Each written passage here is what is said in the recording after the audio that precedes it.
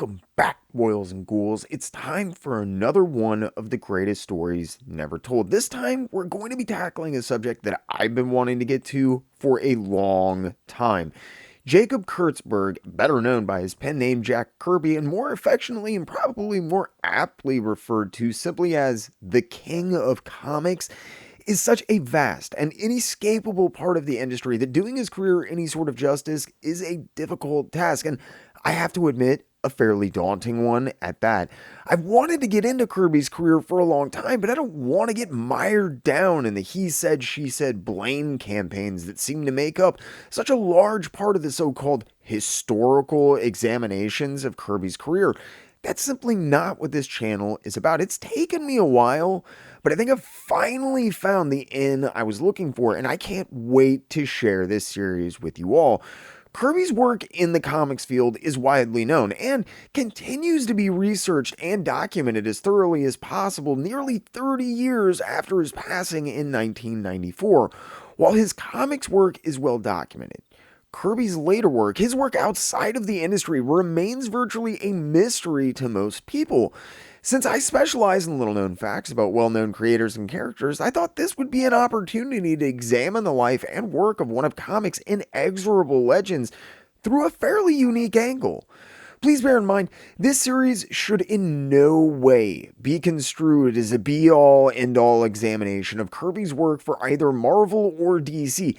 That's not the purpose of this series, despite the fact that we will be exploring facets of his work for both companies.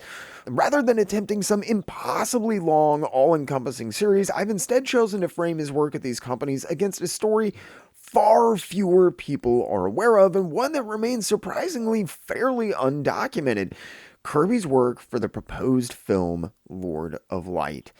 While it might not sound very interesting on the surface, slated for production in 1980 despite the fact that Lord of Light would ultimately remain unproduced, the story of Y the Movie, a film that would have been the most expensive science fiction film of all time when it entered pre-production in 1979, never happened, and how the CIA subsequently ended up with not only the film's script, but Kirby's production art, and how those illustrations played a pivotal role in the successful exfiltration and rescue of 6 real-life hostages during the 1981 Iran hostage crisis, all while the Lord of Light's production had their offices raided by a CIA-backed police force, were subsequently put on trial for embezzlement, and how the film's budget was mysteriously tied up in a legal black hole that took not one, but 2 of the country's biggest law firms more than 24 months to unravel, and no one is really able to explain to this day, is so much more interesting. So join me for another one of the greatest stories never told, and a tasty tidbit of tawdry industry trivia, and another multi-part documentary series I like to call Jack Kirby's CIA Portfolio.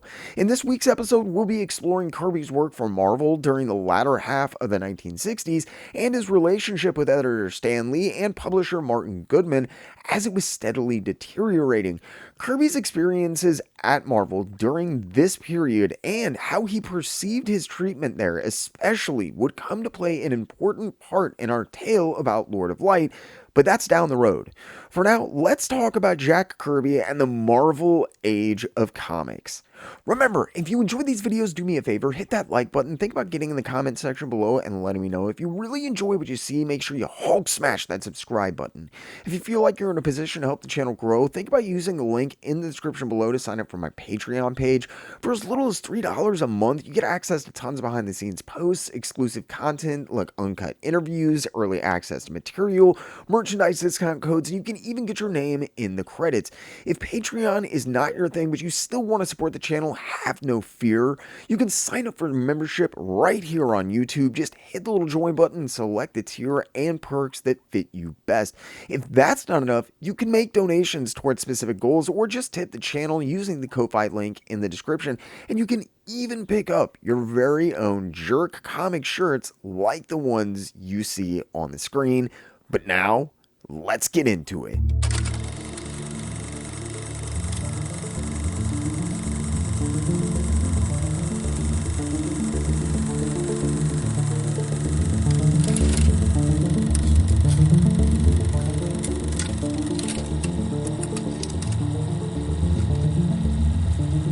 Jack Kirby is an inescapable reality of comic books.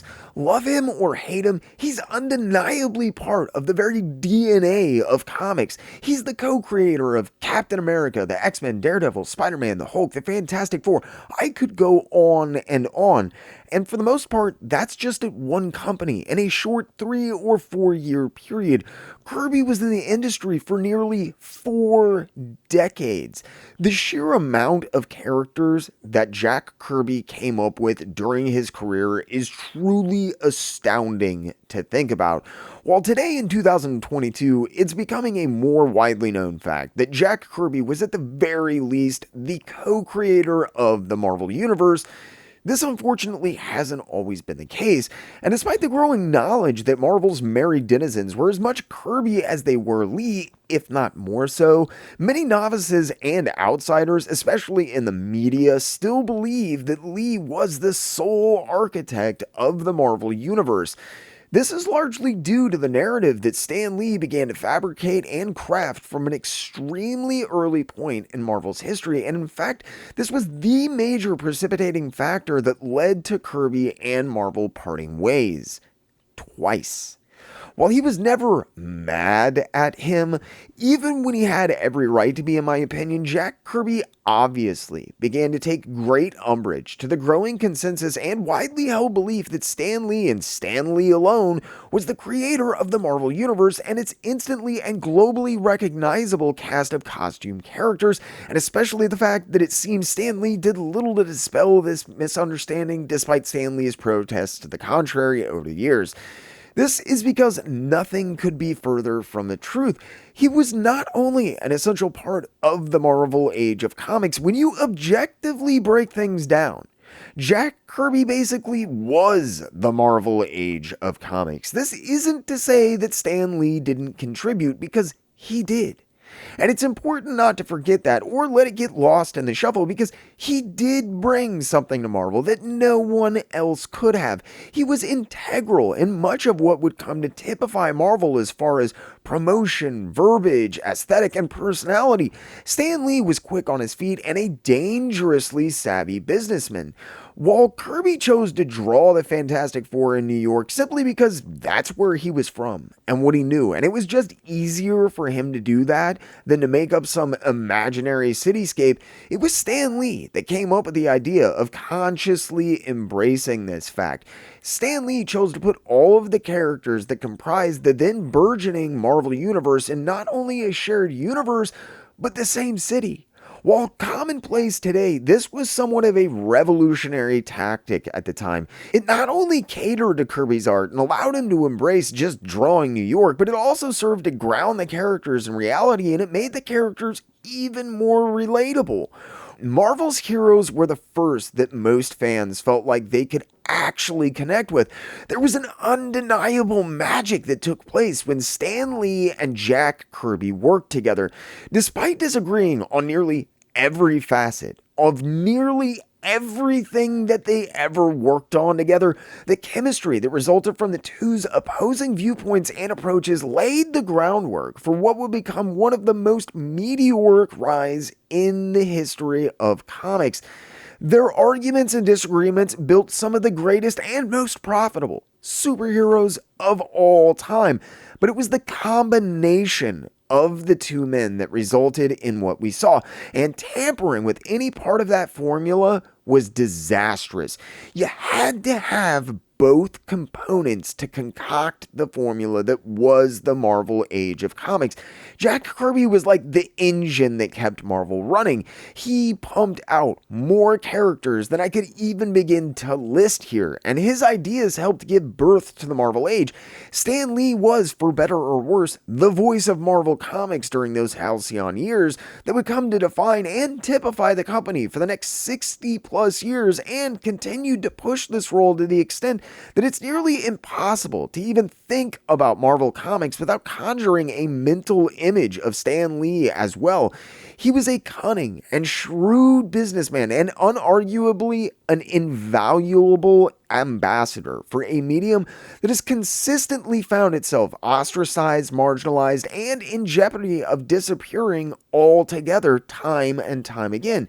Stan Lee was many things. A prolific creator is not one of them, though. How could this be? The story of Stan Lee seeing an insect crawling on a wall and calling Steve Ditko into his office to pitch him an insect-based superhero who could himself perform such fantastic feats is common knowledge. Actually, it's more than common knowledge. It's comics legend. Everyone knows that Lee was inspired by the classic tale of Jekyll and Hyde to create the Hulk, that the Fantastic Four sprang directly from his refusal to simply clone the Justice League of America as publisher Martin Goodman had requested, but creating complex, realistic, three-dimensional characters that you could relate to, single-handedly setting into motion one of the most important and singularly defining eras in comic book history, and not just of its era, but of all time. The problem is, there's holes in the narrative that Stan Lee presented from the beginning. Many, if not most, of these discrepancies arise from Lee's proclivity to find clever and inventive ways of leaving out or conveniently not mentioning anyone else involved. As Lee would joke later in life, he would take, quote, any credit that wasn't nailed down. From the start of Marvel's unprecedented success, unsurprisingly, Stan Lee was fairly obviously attempting to paint himself in the most positive and prominent light possible. I mean, in his position, who wouldn't? Given his role as the editor of Marvel, as well as being the nephew of Marvel's publisher at the time, Martin Goodman, it wasn't difficult and had to have been tempting for Stan Lee, who was always seeking the spotlight in one fashion or another, to take credit for things that he may or may not have done. Despite quickly becoming the face of the company and plastering his own face anywhere and everywhere he could along with his name, Stan Lee was actually embarrassed about what he did. He has openly spoken about deliberately not telling people what kind of writer he was at parties and stuff, and he even went so far as to adopt a pen name because he still hoped to, quote, write the great American novel one day. He was living a sort of double life, and while he might have been reticent about people finding out he was a comic book writer at first, this did not last long. The narratives and tall tales that Stan Lee spun took shape nearly as quickly as the Marvel Universe did, and while refined and perfected over the years as more and more attention and critical eyes were turned in his direction, as more and more people figured out he wasn't always quite on the level with how he presented stuff, I don't think that Stan Lee ever really expected anyone to actually come along and start asking serious questions. I honestly think Stan Lee never dreamed of how big Marvel would get, how valuable some of these characters would eventually become. How could he? Spider-Man alone generates billions each year in revenue and merchandising, and with the movies coming out every year or two at this point, he's generating more and more every year for Disney. While Steve Ditko, the co-creator of Spider-Man, never sought recompense from Marvel in the form of money, Ditko did go after Lee personally in the final few years of the two elderly men's lives in an effort to set the record straight concerning the creation of Spider-Man. Interestingly, and I think quite tellingly, Steve Ditko wasn't after money. He didn't want a red cent. Ditko simply wanted the record set straight before he died. And unbelievably, he didn't even want credit for himself creating Spider-Man. He just wanted to make sure that Stan Lee didn't get that credit. Or that money. The public battle between Lee and Ditko was a relatively hush one, as most of comics had largely written off Ditko following his continued retreat from the industry into his own small niche of self-publishing, and with his objectivist beliefs driving a wedge between him and even his closest friends over the years. It wasn't pretty though, and if you want to learn more about this, check out the Spider-Man co-creation letter documentary from a few years ago, which I'll make sure to stick a link to in the description below. My point is, even in the face of a public dispute over his creation, Spider-Man is likely the most widely known creation story in comics, and is viewed as a creation of Stan Lee alone by the public at large. And I know what you're sitting there thinking. Stan Lee can't be lying. I've seen him in all those movies. He did the narration for my favorite cartoons when I was a kid. He's the voice of comics, for Christ's sake.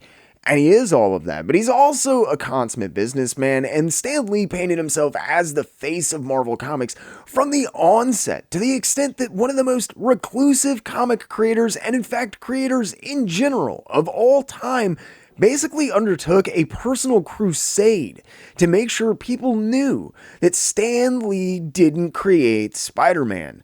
But that was Steve Ditko. That was one character. If Stan Lee was bending the truth when it came to Spider-Man, what about the rest of the characters that seemed to pour out of Marvel, starting in 1961 with the release of Fantastic Four Issue 1, the book that officially kicked off the Marvel Age and changed the face of comics forever in the process? And more importantly, what about the man who drew those books, helped write, and helped come up with those characters? What about Jack Kirby? While there were other writers and artists besides Jack Kirby and Steve Ditko, between the two, they would go on to lay the groundwork for what would become a number of the most profitable characters in history.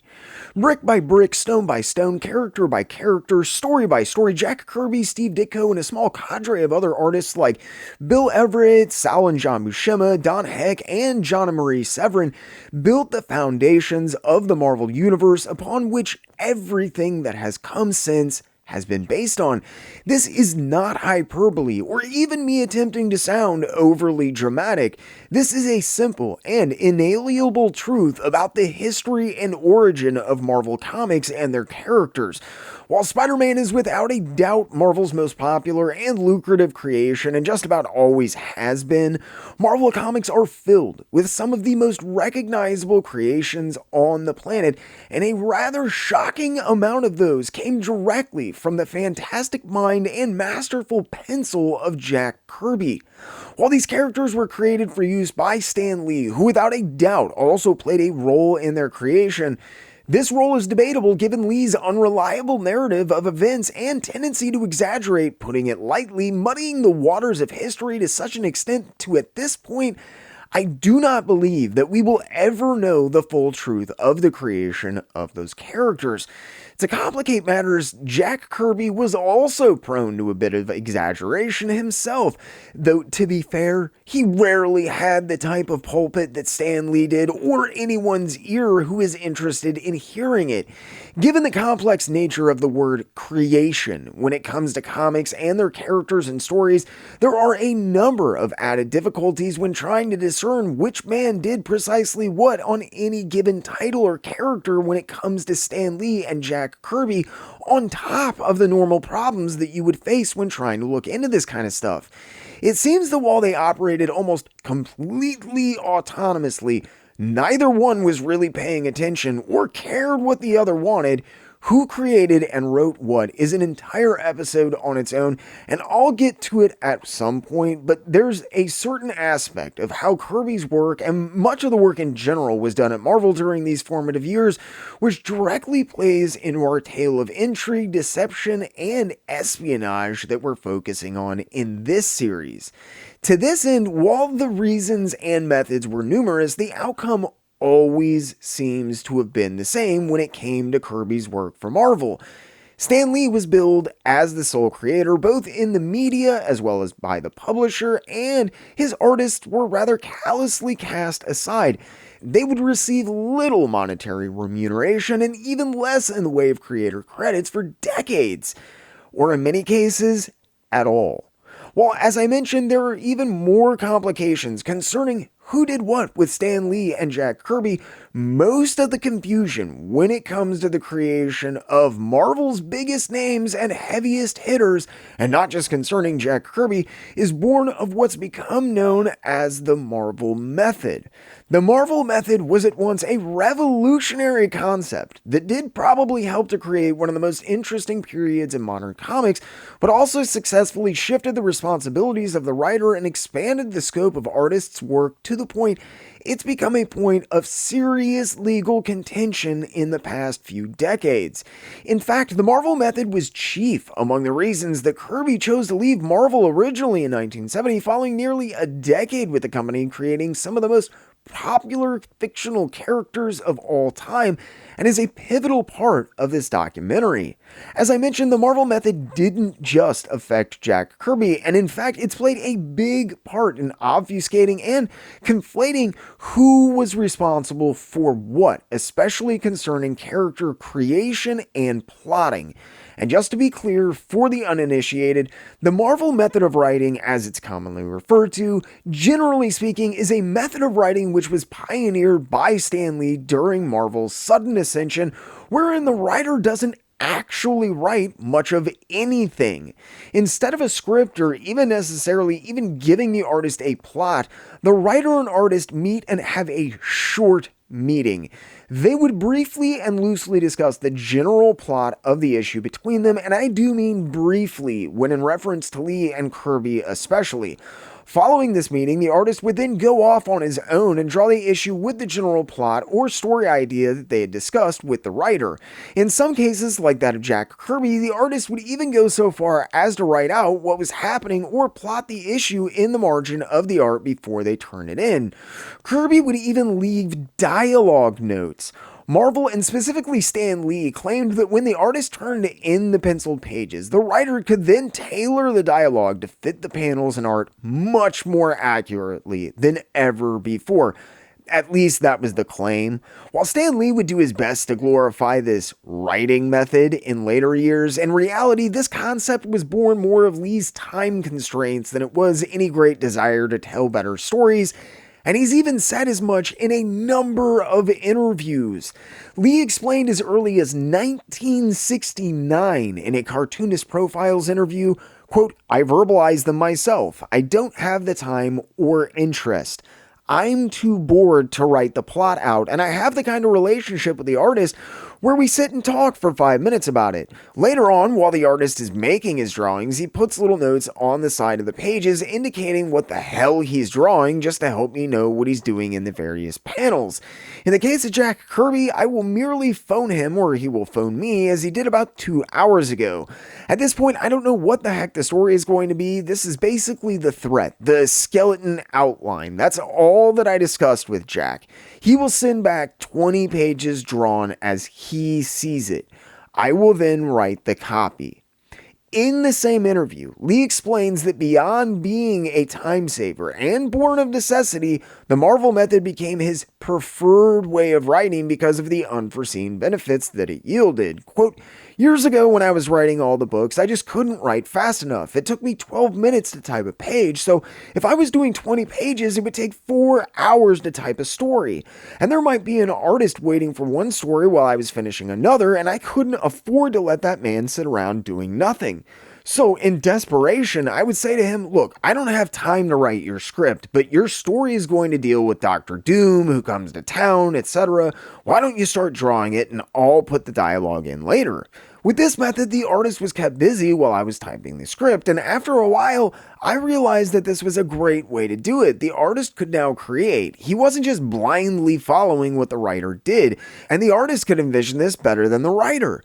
The artist could play up what he considered particularly interesting, then the writer could be inspired by the artist's drawing. For instance, it's easier for me to write copy looking at a drawing than it is to write copy looking at a sheet of blank paper. No other companies want to work this way, although I think it's wonderful. The other editors feel that they would lose control, and many other artists feel that they don't want to do the writer's job. While everything Stan Lee says is true, this put an incredible amount of strain on artists, many of whom either immediately resented or would grow to resent the Marvel method, viewing it as taking advantage of artists, stripping them of credits that they should be receiving for plotting and other work, and being inexcusably one-sided in Lee and other writers' favor when it came to work, rights, credit, and compensation. Kirby was one of the artists who almost immediately started to get annoyed by the Marvel method. He was the one being expected to come up with the ideas and keep the titles afloat. He was the one expected to plot and come up with these ideas, even though Stan Lee was the one getting credit for it. This would pave the way for the problems that would eventually tear Lee, Kirby, Goodman, and Marvel apart. As Kirby recalled in the 1970 interview, quote, Fantastic Four was my idea. It was my idea to do it that way. It was my idea to develop the way it was. I'm not saying that Stan Lee had nothing to do with it. Of course he did. We talked things out. As things went on, I began to work at home, and I no longer came up to the office. I developed all the stuff at home and just sent it in. I had to come up with the new ideas to help the strip sell. But the thing was, Kirby wasn't just upset about the Fantastic Four. While it had started with that one title, as Marvel continued to skyrocket in popularity far beyond anyone's wild expectations, more and more work was being heaped on Jack Kirby, who was ostensibly the illustrated face of Marvel. This, despite Lee's continued portrayal as the sole creator of most of Marvel's characters nearly everywhere you looked, including in the media and the indicia. As Kirby created a growing pantheon of characters for Marvel, tensions between the two men grew accordingly. As Marvel continued to add more titles and Kirby continued to pump out characters and creations that would go on to earn the company trillions of dollars, Kirby grew increasingly irritated with how he was treated at Marvel, specifically by Stan Lee, because of a certain perspective that he held regarding the definition of creating a character. Going back to what we talked about a little bit ago, while they couldn't be more different in a lot of ways, I think that Jack Kirby and Steve Ditko both agreed that something wasn't real until it had a physical form, until it existed. That is to say, a thought was not something you could lay credit to, a drawing or a piece of writing. That was something concrete. That was something you could lay claim to. In this way, Steve Ditko saw himself as the creator of Spider-Man, and I think in a lot of ways he was right. But again, if you want to hear more about that, check out my documentary. Jack Kirby felt much the same way, but unlike Steve Ditko, where the water is extremely muddy when it comes to the history and origins of Spider-Man, with Kirby himself probably due more than a little credit when it comes to the concept at the very least. When it came to Jack Kirby and many of the most famous creations for Marvel, there's little question that the lion's share of the work was done by Jack Kirby.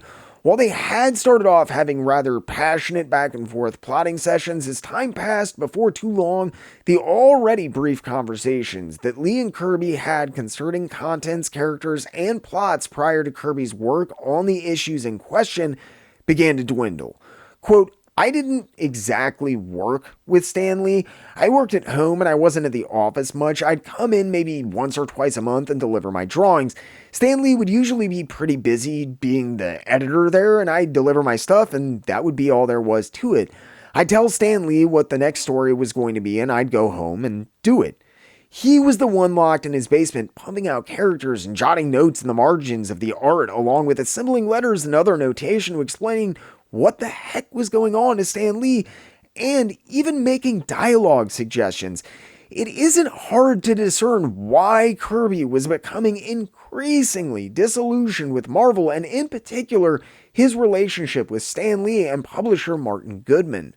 The strain on Jack Kirby, who was producing an unbelievable amount of material at this point, began to take its toll.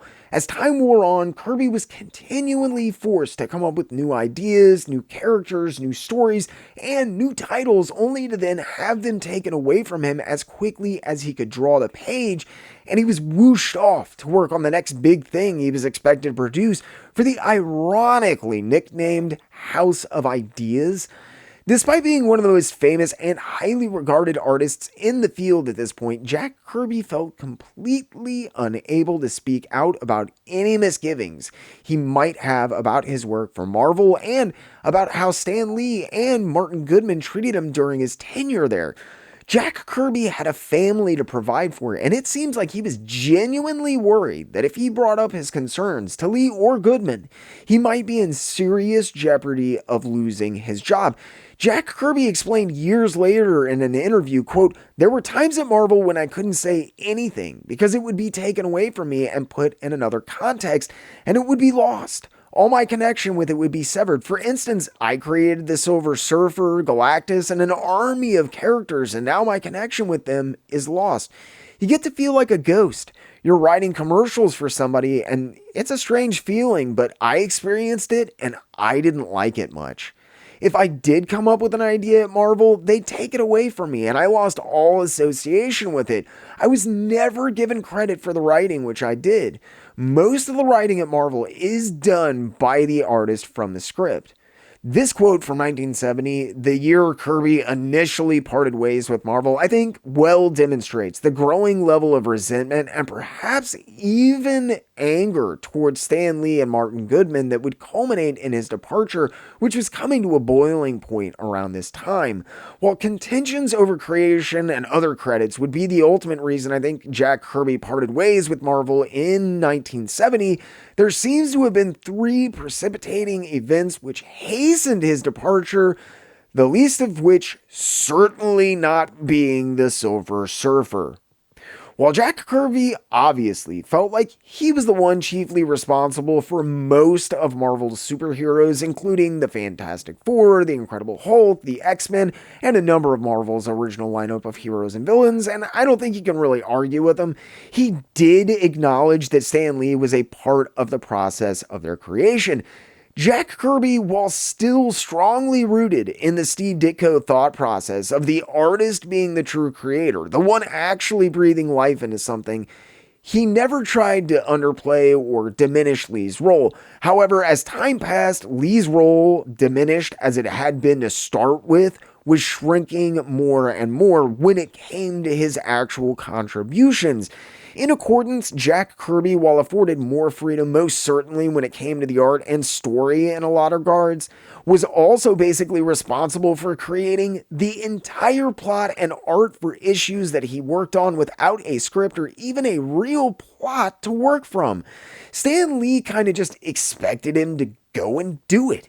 In a lot of ways, Jack Kirby had fallen prey to his own success. He'd proven so ingenious and creative that Stan Lee had increasingly began to view him as someone whose sole job was to produce as much and as many characters as possible, which were then to be handed off to other writers and artists to work on while Jack Kirby worked on his next big thing for Marvel. This was one thing when Lee and Kirby had a conference or a meeting and discussed a character, and Kirby would go off, come up with some concept material, and then launch a new title with the character, handling the art on it for a few issues before handing it off to someone else, or at the very least doing layouts for whoever ended up doing it because Kirby simply didn't have time. To Kirby, it was apparently an entirely different thing to have his own original creations taken from him in the same manner, though. While Kirby put up with a lot of stuff, this was one thing he could not abide.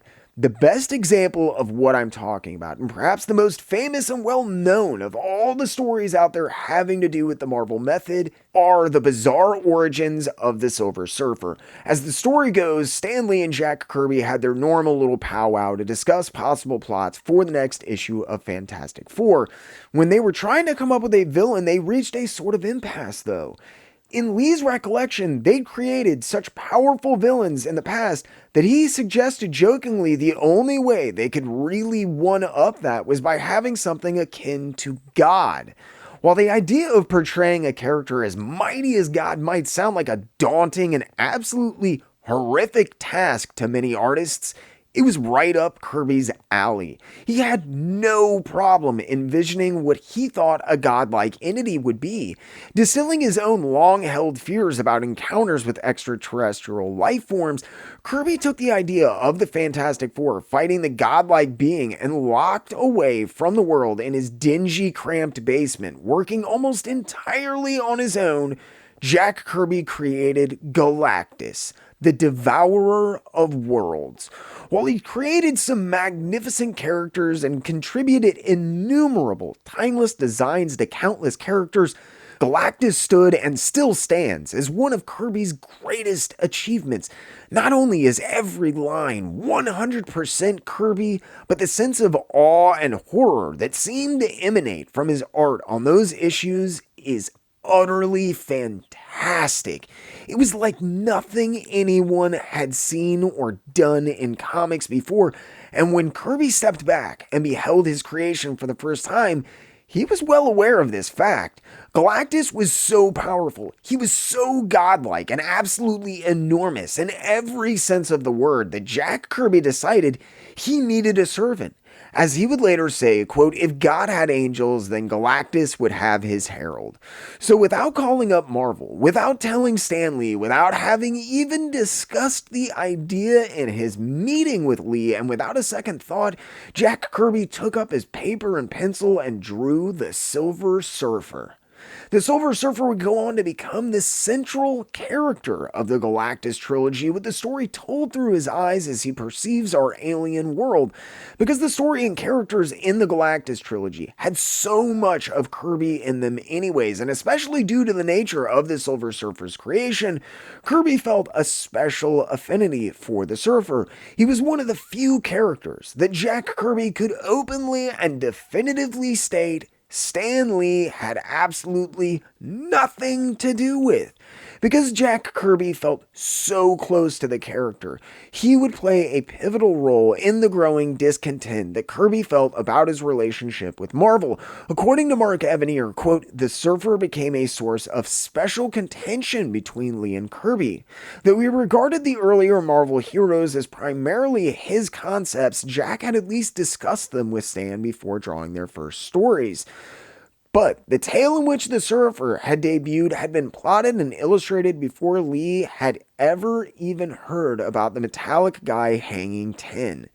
In a rare moment of letting credit slip between his fingers, likely due to the growing amount of tension between he and Kirby having to do with creation and ownership of Marvel's stable of characters, and as a sort of peace offering, Stan Lee admitted to being absolutely befuddled when Jack Kirby first turned in the pages for Fantastic Four issue 48.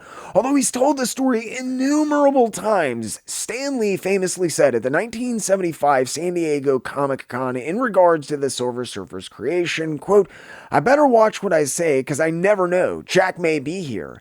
I'm not known for always telling the truth, but at least people don't usually catch me at it. But Jack may remember this, so I'll be careful. I did not really create the Silver Surfer. Those of you who are historians and archivists, take note. Jack and I were doing the Fantastic Four and we came up with this plot, something to do with Galactus and our usual crazy stuff.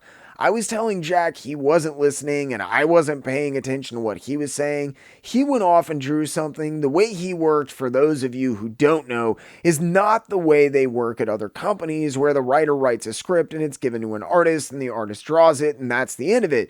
With us, it's a marriage of talents. The artist and the writer will discuss the plot together. Then the artist goes off to his little nook where he works, and he, without the benefit of script, only with this vague, ridiculous plot that he's discussed, goes and draws the whole story himself. So following the basic plot, the artist draws it. Then, when the writer has to put in the copy, just imagine how much easier it is to look at a drawing and suit the dialogue perfectly to the expression of the character's face, to what the drawing represents, than to try and write perfect dialogue when you're looking at a blank sheet of paper, trying to imagine what the drawing will be like. So it worked out as the fastest way to work. It also gives us the best results. And you're all sitting there thinking, what does this have to do with the Silver Surfer? Here's what it has to do. Jack and I discussed a story dealing with Galactus. All I remember is we were saying, we've already had Doctor Doom, we've already had Sandman, and all these powerful villains. What can we do to top what we've done? The only thing to do is get a villain who's practically a god, who doesn't want to conquer the Earth, a villain who destroys whole planets. Well, that sounded good. It was easy for me to say it. Now it was up to Jack to go home and draw it. I don't remember. Jack may have come up with the name Galactus, or I might have. I probably wanted to call him Irving. The thing came back, and lo and behold, Jack had Galactus, and I loved it. Well, I love everything Jack does. I look at these drawings, and I couldn't wait to start writing the copy. All of a sudden, as I'm looking through the drawings, I see this nut on a surfboard flying in the air, and I thought, Jack, this time you've gone too far. Obviously, by 1975, Lee was aware that people were beginning to take note of his constantly shifting view of history and trying his best to appease the then disgruntled Jack Kirby. All things aside, though, Stan Lee admits the Silver Surfer was Kirby's creation, not his. This is important because only a year or so later, Jack Kirby found himself again at odds with Stan Lee, this time about the Silver Surfer. While Kirby had his own plans for the Silver Surfer, Stan Lee had begun to deviate from Kirby's outlines and even the basic story premises he was suggesting in the margin notes. His letters to Lee and their conferences, Kirby felt like Lee was intentionally changing the story to mess with him in some ways, but I think the truth is that he just reached his breaking point with Lee. By this time, there seemed to be no pleasing Jack Kirby when it came to working under the Marvel method. As Mark Evanier states in his book, quote, he'd figure out an issue, draw it up, and write notes to Stan in the margins explaining what the heck was going on. Sometimes Stan's scripts would merely paraphrase what Jack had written. When they did, Jack would resent that he was receiving no credit or pay for what he was contributing to the writing. Sometimes Stan would deviate wildly from what Jack had intended. Jack didn't like that either. He loved the stories he developed and would often feel that Stan's word balloons stripped some issues of its meanings or invented a key concept. Jack especially resented it when Stan would take the first part of the story in a different direction than he'd intended. Not only would Jack feel his work was being harmed, it also meant he'd have to redraw the last half, without pay, of course, to correspond. And for the record, I think a big part of this is understandably that Jack Kirby was being forced to not only essentially plot issues, lay them out, and then draw them, but then redraw anything that didn't fit Stan Lee's vision of the narrative that Jack Kirby was drawing. This, despite the fact that one of the major benefits that Stan Lee claimed about the Marvel method was that the writer could better tailor the dialogue and story to the art, not the other way around. Stan Lee himself recalled in an interview in 2000, quote, very often you don't like what the story is, and you say, I'm gonna find a way to make it good. In the later days, I did that with Kirby a lot. Most of the plots he had much more time with them than I did. When he did give me the artwork, a lot of times the plots were not the way I would have wanted to do it, so I would change them in the copy, and the story ended up not being what I'm sure Kirby expected. But again, I don't think the issue was so much that they weren't what Kirby was expecting, so much as the fact that he was expected to not only redraw the pages on his maddeningly tight schedule, but do as such for free. This bothered Jack Kirby, and it was becoming more of a problem as time went on, but Jack Kirby, who needed the work and was scared to speak out about his growing resentment for Lee, bit his tongue and just kept working. When Stan Lee subsequently took the Silver Surfer away from Jack Kirby, who was in the middle of a story, and gave him his own title, which was to be drawn by John Buscema, not Jack Kirby, without so much as telling him, Kirby was furious. While it wasn't the final straw, this bitter dispute over the Silver Surfer that I'm not entirely sure Stan Lee was ever even fully aware of because of how oblivious and busy he was, teamed with how little Jack Kirby ever communicated with him about this kind of stuff, Stan Lee perceived this reluctance to discuss any problems he might have had on Kirby's part as Jack Kirby just being the kind of guy who keeps stuff bottled up. The truth is much more likely that he seems to have felt genuinely scared for his job. While he would never directly address the subject while at Marvel, years later after he left the industry, Jack Kirby would bluntly state, quote, to ensure sales, I also did the writing, which I was not credited for, as Stan Lee wrote the credits for all of the books, which I did not contest because of his relationship with the publisher Martin Goodman, who was Lee's uncle. Although I was not allowed to write the balloon dialogue, the stories, the characters, and the additional planning for the scripts process was strictly due to my own foresight and literary workmanship. There was no scripts. I created the characters and wrote the stories in my own home and merely brought them into the office every month. It's pretty clear from this, as well as a number of other remarks, that Kirby was not only afraid for his job, but he felt like he was doing Lee's job as well, whether this is true or not. The growing resentment over this fact, teamed with Kirby's unusual attachment to the Silver Surfer, and Lee's handing the character off to someone else without so much as asking Kirby, really pissed him off. Mark Evanier explains, quote, "A year or two later, Jack would get some disturbing news. Marvel was launching an ongoing Silver Surfer comic, and Stan was doing it with another artist. The first issue, already heading off to press, detailed an origin that Stan had devised. Jack hadn't been told about this, and it killed his own plans for the character and the story he'd already partially drawn. Kirby especially didn't like that he hadn't been given first refusal on doing the new book. His idea had been taken away from him in every possible sense." If Stan Lee taking the Silver Surfer away from him wasn't bad enough, less than 2 years later, in 1970, sales were so poor on his self-titled series that Stan Lee resorted to bringing Jack Kirby back to rescue the series from the brink of cancellation. Jack Kirby felt that he was continually being called in to do exactly this, and it didn't really matter if he was successful or not either. Stan Lee would take the book away if it was a success or cancel it if it wasn't. Given his feelings about the Silver Surfer, it seems he took this Silver Surfer assignment particularly hard though. Lee once mused about Norrin Radd, quote, "Once I saw the pictures, I gave the Silver Surfer personality and speech patterns I thought he ought to have. But had we not worked this way, there would not have been a Silver Surfer." Stan Lee so much admits his only contribution to the character was his speech pattern and his personality, and more than a little ironically, this was precisely the reason that Stan Lee thought the character had failed to connect with readers. Lee was convinced that it was the pacifist personality that he had endowed the Silver Surfer with, the only part of the character he takes credit for. That was the precise reason that the Silver Surfer wasn't selling. With the title teetering on the brink of cancellation, Lee was so convinced of his own folly that he thought bringing Jack Kirby back onto the character he'd come up with might not even be enough. With this in mind, Stan Lee didn't just bring Jack Kirby back to tackle the art in hopes of rekindling interest with fans, he also planned to take the book in a bold new direction.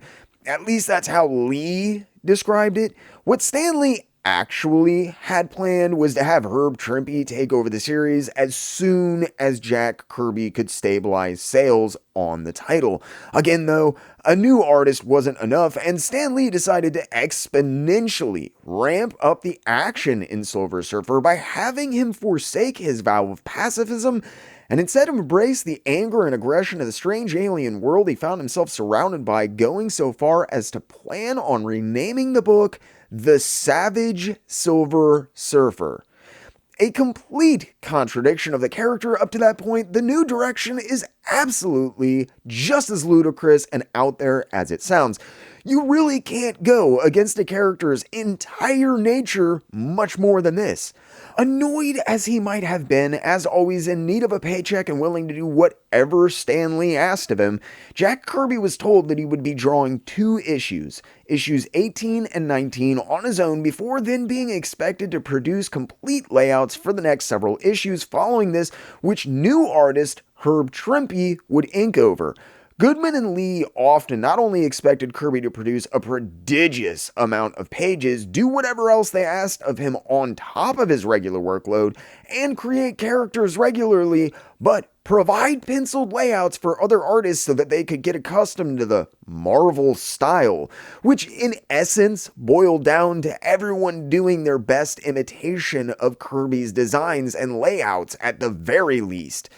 Despite what I can only describe as serious reservations about the new direction Stan Lee was taking his beloved creation, Jack Kirby did as he was asked, and he drew the story Stan Lee gave him, proposing the new direction for the Silver Surfer in it. As such, the end of Silver Surfer 18 literally ends with the Surfer frothing, mouth agape, screaming straight at the viewer about how he's forsaken peace and pacifism and is going to battle man on their own, quote, savage terms from now on. It wasn't just painful to look at because it was an affront to the character and his creator, who was being puppeteered by a man who obviously had little, if any, grasp on the Silver Surfer. It was clear that something was amiss at Marvel as well, and specifically between Stan Lee and Jack Kirby, who were being purported as old friends working on the series. Behind the scenes, the deteriorating relationship between the two had resulted in a gap that was quickly becoming a vast chasm as the months passed. Or as Evan Ears simply states, quote, "By this time, his relationship with Stan Lee had deteriorated in so many ways." While this honestly doesn't seem to be anything new, and Jack Kirby was just short of miserable working under Martin Goodman and Stan Lee at Marvel, Lee, who is busy off giving interviews and signing lucrative merchandising deals for himself and his uncle's company, seems to have either not noticed Kirby's discontent or simply not cared. I don't just say this because of the Silver Surfer or anything. It feels like Stan Lee was entirely insensitive or unaware of the inordinate amount of pressure that he was placing on Jack Kirby in so many ways, how he was ostensibly responsible for keeping Marvel going art-wise. By this time in 1968, Jack Kirby was so busy, he was forced to work something like 4 months ahead of publication schedules just to meet deadlines. He was constantly churning out interiors, layouts, and roughs, and if he wasn't doing that, he was most likely doing a cover for whatever Marvel was putting out or designing new characters. Things were getting out of control. Expectations were indescribably high, and Jack Kirby's discontent continued to mount as things with the Silver Surfer played out in a fairly heinous way. Apparently, even Stan Lee and Marvel knew that something was wrong when they saw Silver Surfer 18. Fans' reactions were not what they were hoping for, and while Jack Kirby most certainly already had completed penciling the issue, the debut of the Savage Silver Surfer in issue 19 that was purported was never published. Instead, Stan Lee decided that the concept wasn't working and the title was summarily canceled, ending with the absurdly bizarre scene of a psychotic, seemingly rage-fueled surfer's howling proclamation about how he's foregoing his pacifist ways in preference of savagery and anger that Stan Lee had called for and obviously had not worked, because Stan Lee chose to kill the Silver Surfer before the final issue ever saw publication, and Kirby was being forced to work so far ahead of publication schedules to meet his deadlines. Silver Surfer 19 ended up being another project for Marvel that Jack Kirby was never paid for, and another project for Marvel that Jack Kirby did for Marvel that he was never paid for because of Stan Lee's decisions. This wasn't like the other times this had happened to Jack Kirby in a lot of ways, from what I can tell, at least from his perspective though. He was obviously tiring of Stan Lee, Martin Goodman, and Marvel in general's antics. Kirby was tired of Lee's constant demands for revisions to art he'd already completed without pay for stories he had to come up with himself, and Stan Lee had subsequently decided to change after he was done with the art as per the Marvel method. He was tired of Stan Lee taking his characters, and he was tired of Stan Lee's harebrained schemes, which were beginning to fall on their face nearly as often as they worked. Lee had requested the changes. Lee had been the one to take the character away from him in the first place, and now Stan Lee was once again the guy who was ensuring that Jack Kirby didn't get paid for work that he had most certainly already completed. Work that Jack Kirby had only completed for the company on spec due to how far out he had to schedule his work, which again, Stan Lee was largely responsible for as he heaped more and more on the already overworked and increasingly burnt out artist. None of this sat well with Kirby, who by this point was making essentially the same rates as he had been when he helped literally build the company up from nothing less than a decade before. Because his rates had remained so stagnant over the years, as well as the fact that Jack Kirby had a family and a mortgage to worry about, he was always on the lookout for ways to earn extra cash. Of the numerous jobs that he did and the companies that he worked for at the time, Kirby did an especially large amount of work for a company called Marvelmania International. While the name might not sound familiar right away, if you saw their ads, which ran for years in nearly all of Marvel's comics around this time, from about 1968 to 1970, you'd almost certainly instantly recognize them. Marvelmania was a mail-order company who had acquired the rights to Marvel properties and subsequently hired Jack Kirby to do work for them, designing product images, posters, and tons of other stuff.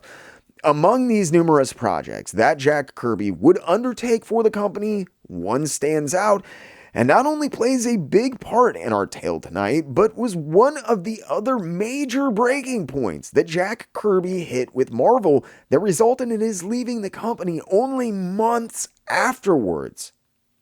For a company with a reputation like the one that Marvelmania still has to this day, almost 50 years later, which for the record is not the good kind, it played an interestingly pivotal role in shaping comic books during 1969 and 1970, albeit entirely inadvertently. Despite a good deal of digging, I actually don't know the name of the guy who ran Marvelmania, for reasons that should become fairly obvious before too long. While its owner remains somewhat shrouded in mystery, the story of how Marvelmania came to license Marvel's properties is a fairly interesting one, especially considering the spurious nature of the man running it. From the start, Stan Lee had been pretty heavily invested in the idea of making people feel like they were a part of a family of sorts by reading Marvel comics, and employed a number of different tactics early on to get fans more interested and involved with Marvel. The reason for Marvel's approach to creating relatable, less mythological characters was heavily rooted in, or at least led to, Stan Lee's repeated attempts to make people feel accepted and understood by the books that they were reading. Like I said, kind of like part of a family. And everything else aside, honestly, if nothing else, this is probably Stan Lee's most lasting contribution to the medium. While he failed in a great deal of other areas, Stan Lee was a champion for comics, despite his certainly not being a champion for the people making comics, even those making comics for him. As part of his earliest attempts to form something of an official fan club for Marvel, in 1964, Lee had introduced the Merry Marvel Marching Society. The Marching Society, which would produce some of the more interesting artifacts and collectibles of the era, namely the voices of Marvel. The MMS had a number of other fairly inventive and interesting ideas though, and while it's finally remembered today, at the time, Martin Goodman simply couldn't be convinced that it was worth the time, or more importantly, worth the money it was required to keep up. Goodman argued the costs of maintaining such a fan club far outweighed any good it was doing, and around October of 1969, Goodman ordered that Stan Lee either disband or find some other way to continue the fan club, not on his dollar. Not wanting to entirely disband the society, just as it seemed to be really coming into its own, and believing that there was not only merit in his idea of harboring reader loyalty and retention through the society, but that there was money to be made with the idea as well. With Goodman's adamant demand that he either get rid of it or figure something else out, Stan Lee licensed the Merry Marvel Marching Society, as well as all of Marvel's characters, to a quote, unnamed California executive in October of 1969 in what I can only call a completely idiotic move. I have no idea what the guy running Marvelmania told Stan Lee, but it was either really slick or Stan Lee just wanted to keep the MMS around that bad. I'm not entirely sure which. Either way, Stan Lee officially announced that the MMS will be incorporated into a fabulous parent organization named Marvelmania International. As it turned out, this was definitely about as far from the truth as you can get, and while no one at Marvel was aware of it, the unnamed California businessman, who incidentally had been introduced to Marvel by none other than Chip Goodman, Martin's son, was as crooked as they came. The man running Marvelmania International was in fact, in essence, a professional grifter, fleeing from con to con, trying to hit it big with some get-rich scheme. He would set up shop somewhere, start a business, and determined to become a millionaire, just push things too hard. Things would usually start out well, but eventually the business would implode due to the undue stress that the owner would put on the venture trying to speed up profits. When the company inevitably collapsed under the weight of his impatience and incompetence, he would just declare bankruptcy and move on to the next big idea he happened to be chasing. The problem is, you're only allowed to declare bankruptcy once every 7 years, and the owner of Marvelmania had already done so a number of times. According to Mark Evanier, the owner of Marvelmania would go around the country starting up new businesses, pay his bills for about a year, and then if things didn't work out, which they never did, he would just pack up his stuff and disappear literally like a thief in the night. On top of stiffing investors, he would also end up not paying the people working for him, and apparently he never bothered to send out a lot of the product that people paid for and ordered. Evanier recalled of Marvelmania's owner, quote, "A lot of kids who ordered posters, never got them, but they weren't alone. Apparently he didn't like paying the people that worked for him either. Despite this, as I said, his modus operandi was to operate as usual for about a year, get people comfortable, and then just run stuff into the ground."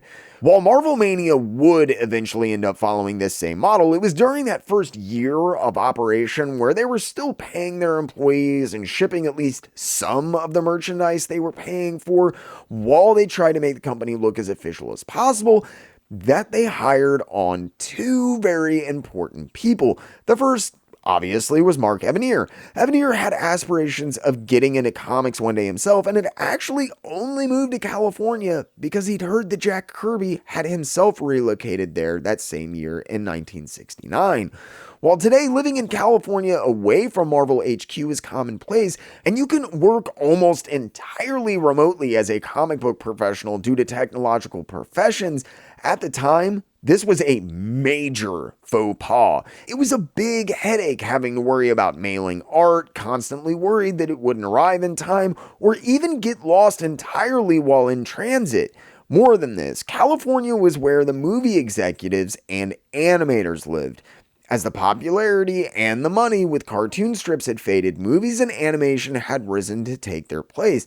In the past, comic book artists had either been envious or aspired to work on strips because of the money involved. Now, filmmakers and animators were the new envy of many comic professionals who longed to escape their menial drawing assignments for the promise of money and fame. On top of the problems with sending art in the mail, I think that many comic book publishers were afraid of the allure that these jobs might have presented to their employees. It was kind of an unwritten rule that you had to be located around your publisher's headquarters, wherever that might be. So when Jack Kirby moved to California, many comic professionals who were jealous of Kirby anyway highly resented the fact that Jack Kirby was being given what they saw as special accommodations.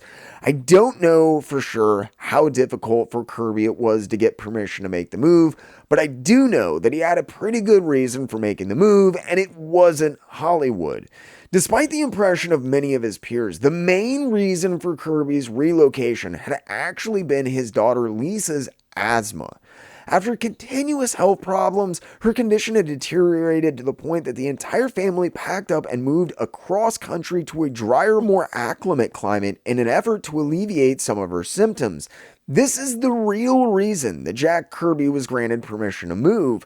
However, many unaware of his daughter's condition, or simply convinced that this was an excuse, saw the move to California as Jack Kirby making a play at Hollywood. And truth be told, this thought had entered Jack Kirby's mind, and it may have played more of a role in the family's relocation than he let on at the time. While his daughter's asthma had been the reason for the move, at least on paper, this is what he told his bosses at Marvel, and his daughter was told by a physician to move to a better climate, Kirby's secret ambitions for movies and animation also likely played as much as a part in selecting California as anything else. Having lived and worked through the Great Depression and come up the hard way, Jack Kirby was always looking for a way to get more steady work and a better paycheck, and Hollywood seemed to be the answer to all of his prayers, at least to as of yet fairly inexperienced Jack Kirby looking in on the industry. I had long wondered if Jack Kirby had perhaps chosen California maybe specifically because of its proximity to the film and animation industries, and interestingly, Evanier spoke to this in his book, as well as the fact that Jack Kirby was well aware of the fact that the kids and young teens that had grown up reading his books were in positions of power in both animation and film by this point. Jack Kirby held out hopes perhaps they might remember the man who had drawn nearly all of their favorite comics as kids. Quote, Kirby had hopes that being close to Hollywood might bring him entry to the movie business. There was nothing concrete, but it had dawned on him that the kids who had grown up on his work would soon be old enough to run the studios. Maybe one of them would think, hey, let's get that guy who did that comic I love. It was worth a try at least. Film seemed like the next logical outlet for his creativity, and besides, he had to go somewhere. I don't know if he was ever directly asked, but as far as I know, Kirby himself never came out and said as much himself, but he alluded to this fact often enough, saying things like, quote, I feel the kind of things we do for comics are films and movies. I see myself competing with the movie camera, and I see myself creating a movie. It's obvious that while not an egotistical man, Kirby knew he was a talented illustrator, and given that he saw his drawings as living, breathing things that were quite literally crackling with energy, which were like snippets of animation, or taken as a whole a film, that perhaps his comic work would translate well into film or animation.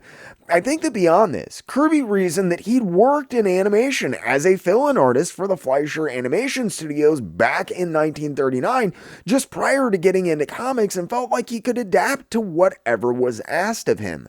While perhaps not coming out and directly saying he's interested in making films, or being involved with animation for that matter, both things I know he had a keen interest in, Jack Kirby made it clear on more than one occasion he felt this was simply the next logical step for him to take given his skill set and the point of diminishing returns his comic book career seemed to have reached.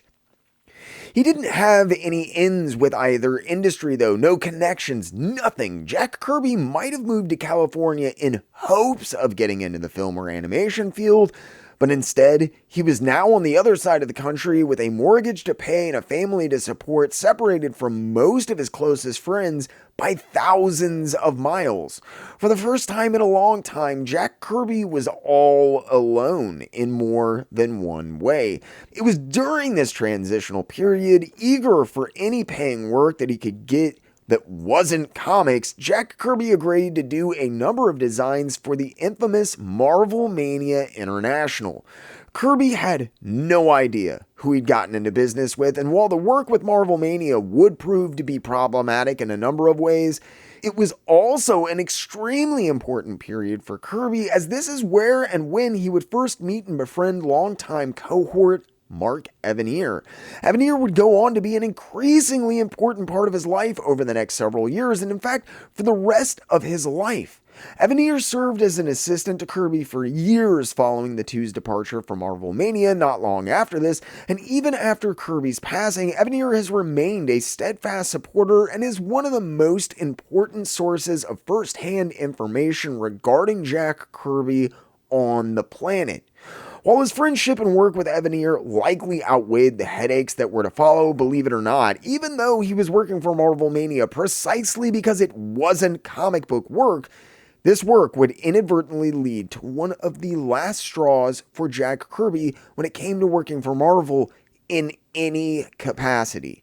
While Jack Kirby did a host of projects for the mail order company, among the projects that Jack Kirby agreed to do for Marvelmania was a set of 8 absolutely stunning posters where he provided images of some of Marvel's biggest characters in his own inimitable style.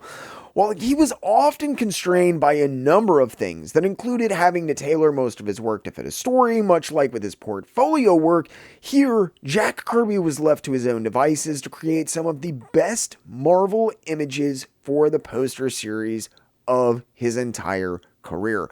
Kirby, always the prodigious worker, fairly quickly busted out 8 of the best designs he would ever contribute, not to just a merchandising line, but of the characters ever.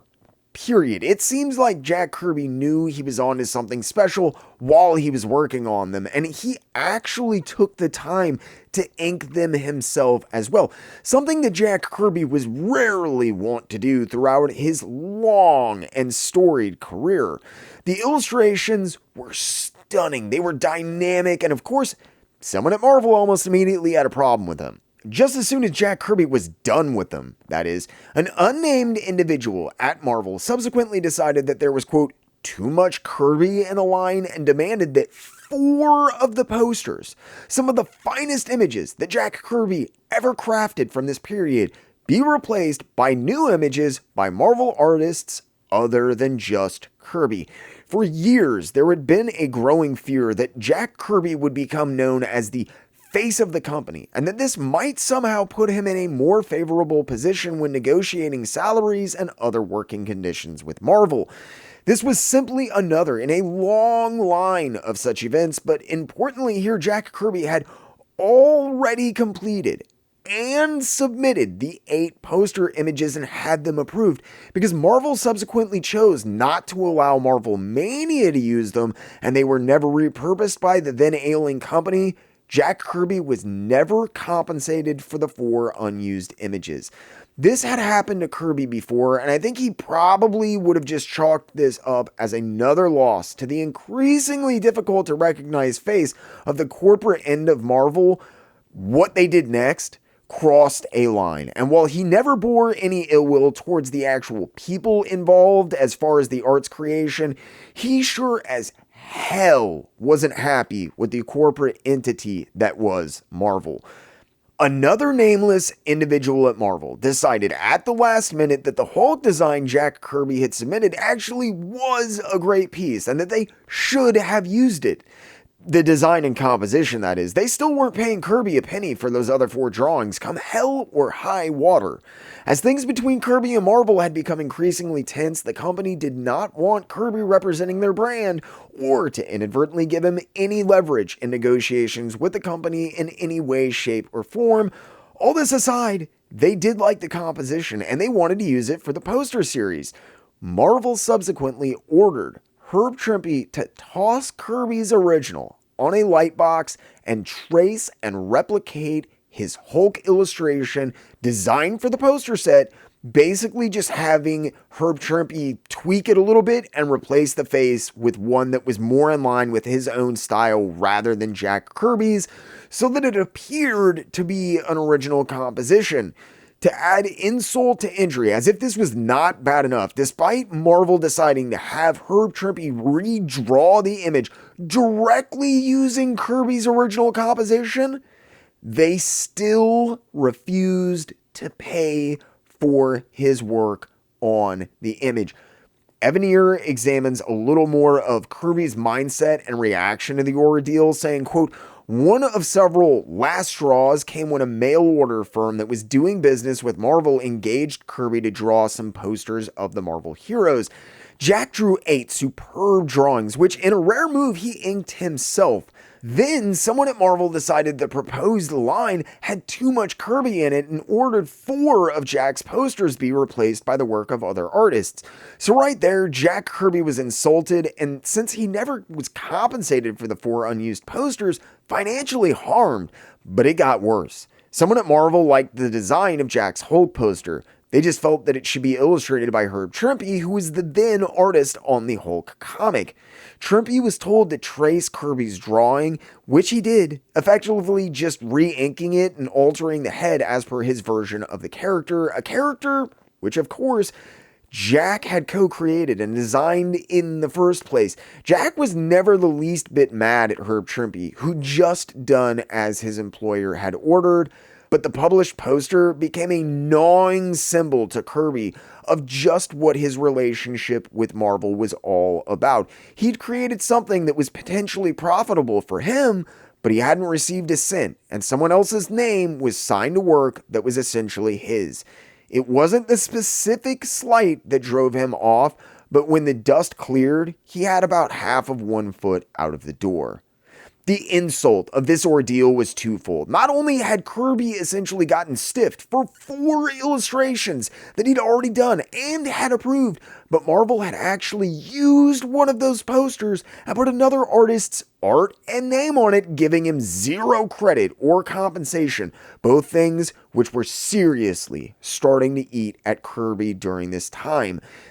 As Evan here says, it wasn't necessarily just this incident on its own that drove Kirby to leave Marvel, but this seems endemic of how he was treated time and time again. I think even more than money or credit, the thing that Jack Kirby really wanted, the thing that he never really got while he was at Marvel, or any company during this time for that matter, was respect.